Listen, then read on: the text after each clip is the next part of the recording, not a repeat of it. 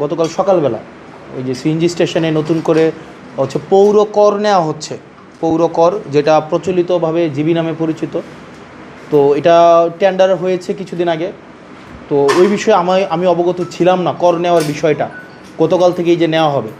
আমার কাছে যখন পরামর্শ চাওয়া হয়েছে আমি বলেছি যে এটা সমন্বয় করে আগে এটা সকল সিএনজি স্টেশনের যারা আছে চালক এবং স্টেক হোল্ডার যারা আছে, যাত্রী, চালক এবং হচ্ছে এই জায়গাটা এই জায়গাটা হচ্ছে আপনার বিএডিসির জায়গা, যাদেরকে আমাদের প্রত্যেক বছর 4,40,000 টাকা করে ভাড়া দিতে হয়। সকল স্টেক হোল্ডারের সাথে বসে ভাড়া নির্ধারণ আগে করতে হবে এবং এটা আগে নিশ্চিত করতে হবে যে তাদের থেকে মান্থলি কোনোভাবে নেওয়া হবে না। তাদের থেকে এই যে এক স্টেশন থেকে এক প্ল্যাটফর্ম থেকে আরেক স্টেশনে গেলে আবার যে নতুন করে জিবি নেওয়া হয় এটা নেওয়া হবে না।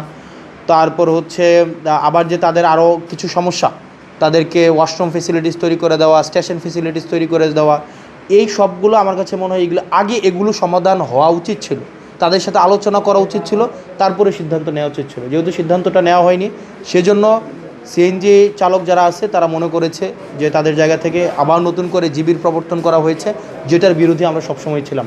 কারণ সরকার ছাড়া, ট্যাক্স ছাড়া, সরকারের কর ছাড়া অন্য কোনো ব্যাখাতে কোনোভাবে টাকা বা অর্থ যাওয়ার কোনো সুযোগ নেই।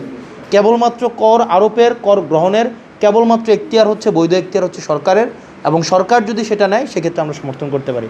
এর বাইরে কোনো ধরনের আলোচনা ছাড়া, কোনো ধরনের সমন্বয় ছাড়া কোনো ধরনের সিদ্ধান্ত, সেই সিদ্ধান্ত এটা সিএনজি চালকরাও মানবেন না, এটা যাত্রীদেরকেও এটা হয়রানি করবে। যাত্রীদেরও ক্ষোভ আছে, যাত্রীরাও চায় যে তাদের ভাড়াটা সমন্বয় করা হোক, রাতের বেলা তাদেরকে হয়রানি করা হয়, 50 টাকার ভাড়া 100 টাকা নেওয়া হয়। এই কারণে সকল স্টেক হোল্ডারদের সাথে মিলে সিদ্ধান্ত নিতে হবে, নিয়ে সেটা বাস্তবায়ন করতে হবে।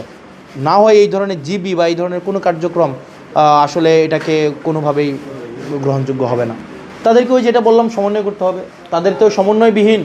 কারণ এই জিনিসটা তো একটা জিনিস বুঝতে হবে, একটা কাস্টম, একটা রিচুয়াল নতুন করে আবার প্রবর্তন করার জন্য আপনার এখানে সকল স্টেক হোল্ডারদের সাথে আপনাকে, যেমন আজকে আমি কিন্তু বলেছি অংশীজনদের সাথে আলোচনা ছাড়া, আপনাকে এখানে অনেক অংশীজন আছে, এখানে সিএনজি চালক একটা অংশীজন, যাত্রী একটা অংশীজন, বিএডিসির কর্তৃপক্ষ একটা অংশীজন, পৌর প্রশাসকের যেহেতু এটা দায়িত্ব, এটা মূলত দায়িত্ব হচ্ছে এটা পৌরসভার যেহেতু মেয়র নেই, সেক্ষেত্রে এখন পৌরসভার যিনি হচ্ছেন বর্তমানে হচ্ছেন এসিলেন্ট আছেন, উনি হচ্ছেন প্রশাসকের দায়িত্ব পালন করছেন। তাদের সবার সাথে বসে, আপনার তো এটা ক্লিয়ার না, চালকদের সাথে কি ক্লিয়ার যে এটা আপনি ওপেন টেন্ডারে পাইছেন?